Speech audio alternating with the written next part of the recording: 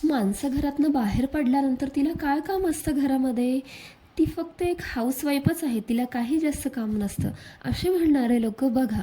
मला 2 दिवस मी आजारी काय पडले आणि माझ्या घराची जी अवस्था आहे तुम्ही बघू शकता.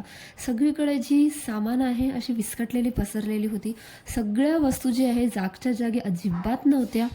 पसरलेल्या होत्या आणि भांडी तर बघा ना राव, 2 दिवसाचे जे भांडी आहे इतके सारे जमा झालेले होते, की सांगूच नका. आणि हे बघून तर अजून जास्त तब्येत खराब व्हायला लागते. पण असो, कितीही काही असलं तरी आपल्या बायांना काम तर करावंच लागणार आहे.